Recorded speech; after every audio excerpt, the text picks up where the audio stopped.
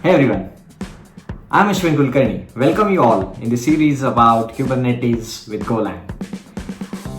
In the last episode, we have discussed about Kubernetes architecture, how each resource gets placed in and coupled together.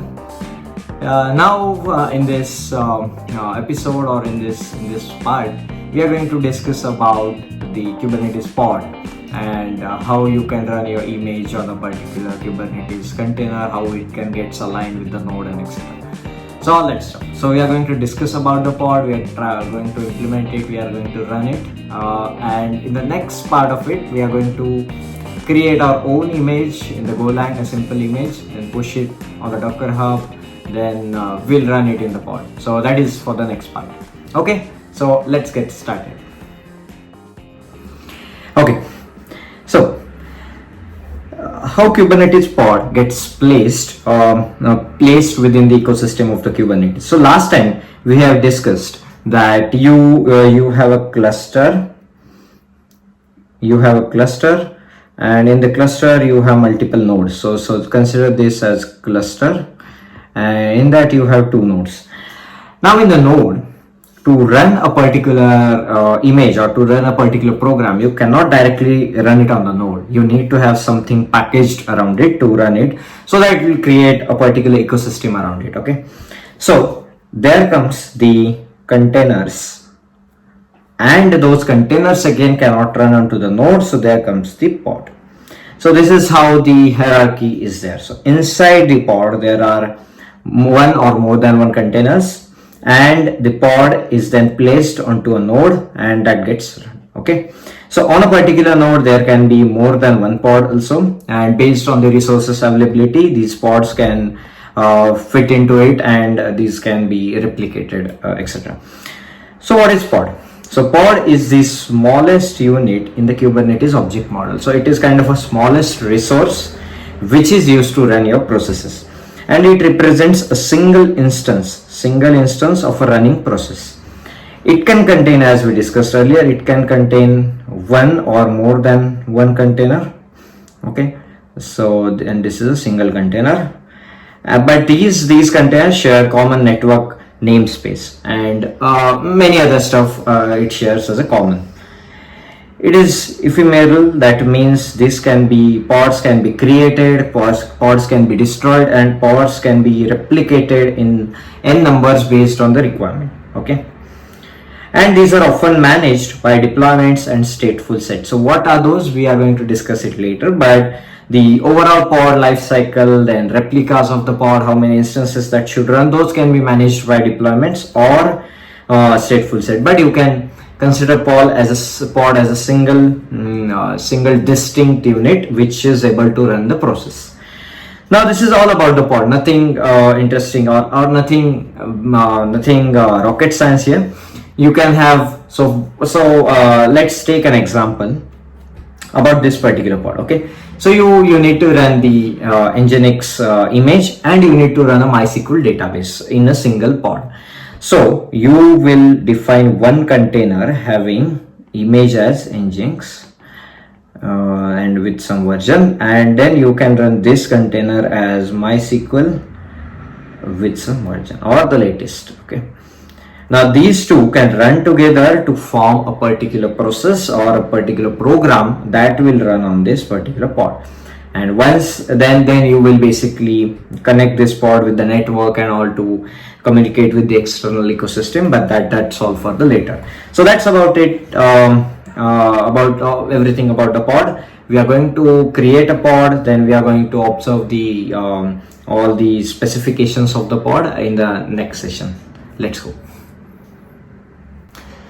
Okay, let's see the execution or the practical example about how to create a pod. Okay, so you might remember in the last part we have created few nodes in a cluster, and now we are going to create the pods on these nodes. Okay, so first of all I am going to create a namespace. You can use the default namespace as well. So if you you can use the default namespace as well, but just for the segregation I'm going to create a new namespace here. So kubectl will create namespace. I'm going to name is at series ns. Okay, so the namespace is created. The benefit of it is you can segregate your resources in a particular namespace, so it is kind of a bubble. So we are going to discuss that also later, but just think of it like that. Now kubectl, I'm going to use that namespace. So this command is not a necessary command, because you can provide the -n or -f namespace every time, but just for the simplicity, or you might not miss to create that particular resource in the same namespace, we are going to run that. So now let's run the pod. Okay, let's create a pod. So the kubectl run, by the way, the disclaimer is I use K as alias for all kubectl commands. Remember that I have already discussed in the last video. So kubectl run and hello K8 will be the name of that pod and also the container, and what image you want to run on that pod and in which namespace. So I mean, you can skip this part as well, because we have already set the default namespace as series ns. Now let's create the pod. You can see here the pod is created. Now these are called imperative commands. So these are kind of minimal commands that you need to run or that you need to run to create a particular resource. Right. So you don't have the YAML files created or the any other resource files to be there to create few resources. You can straight away run these minimal commands and provide the required parameters, and the Kubernetes will take care of creating the YAML files and applying it. Now, what are the other arguments that you can pass? Here we have passed image as one argument, but let's see the arguments that you can pass. So you can pass the image name, you can pass the environment. So for example, if your particular image requires few environment properties to be used in that image, then you need to pass them. You can pass a port where your pod has to be run. You can pass the dry run. So this is this command is useful when you just want to see what will be the output after the executing the command, but it will not get executed. It will just tell you whether it is correct or incorrect. Then override is inline JSON needs to be overridden. Then there are a few other properties such as attach false. Then you can get the output in the form of YAML. We are going to see that as well. Then the restart policy of your pod, then image pull, image pull must be there. Yeah, I mean all those properties or arguments you can provide here. So now let's see which are the pods. So you can see these are the pods which are running. Let me run again. Yeah. Now let's see the pod. So how you can use the -o command. So kubectl get pod named as hello K8 -o YAML. So I want output in the form of YAML in this particular file. So now I got a file. Let's open it. Okay. So you can see this is the specification file for a pod in the form of YAML. You can export it in the form of JSON as well, or any other supported file format. But YAML I feel is the most easiest one to understand, and I'll give you a link to understand the YAML concepts as well. Just go through it.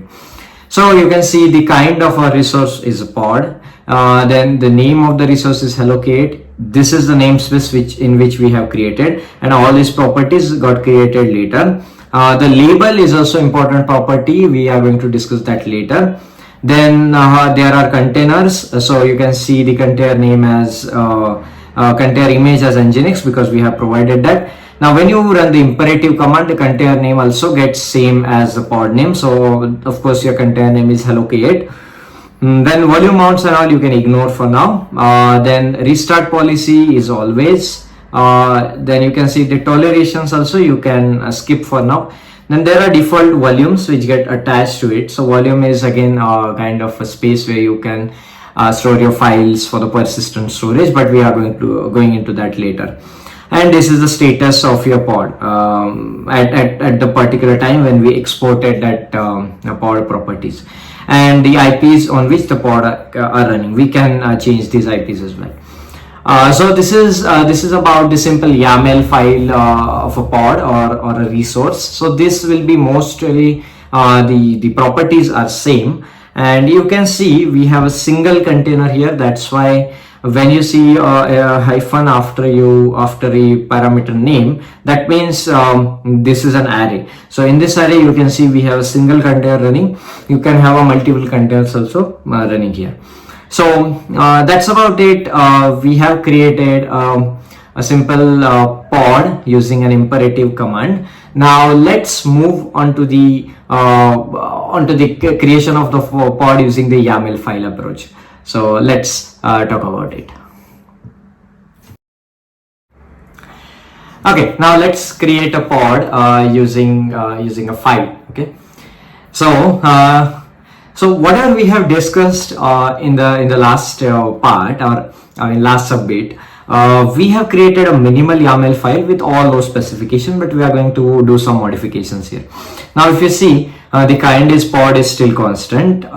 Maybe I can compare this file here. Okay, so all these properties gets added after creation of the pod. All right, and since we have used the imperative command, few of these properties got added automatically. So you can see the label is also fine. You can give it or you can ignore it. Then let's change the pod name as hello or my hello K8, because we are going to create it manually.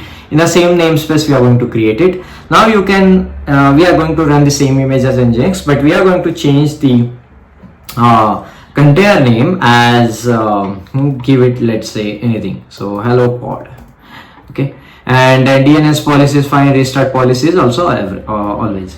So let's go and apply. Now you can see the my hello K8 file is there. So kubectl create -f my hello .yaml, and the namespace is already selected, so it will automatically pick. So you can see the pod is created. Now if you see, okay, so you can see the two pods are there. Okay, so now all both of these pods are running. Now if you see the describe, so this is another important command. So if you describe a pod, you can see all the information. Now the name of the pod is my hello K8, namespace is series ns, then priority is fine, we are going to discuss it later. Then on what particular node this pod is running, and this is the node's IP. Then at what time it has started. Now you can see the container as hello pod, right? And then the container ID is also given by Kubernetes as a unique ID. The state of the container is running, then port and all that. Then we haven't added any volume, so the default volume gets added, and that's about it. And this is a life cycle. When pod is got scheduled, then image gets pulled, and then the pod is created and the pod is started. That's about it. Now if you see, you might be seeing what is this 1/1, what is this 1/1. Okay, so these are number of containers running in the pod. These are number of total containers, and these are number of containers which are running. So essentially we have one container, out of one, the one is running. So that's what it mentions. So and that's about it about the pod, and you can create your own pod. In the next part, we are going to create a pod using our own code in the Golang. It will be simple hello world program, but we are going to use that image to create a pod. That's about it. Thank you so much for watching. Have a good day. Bye.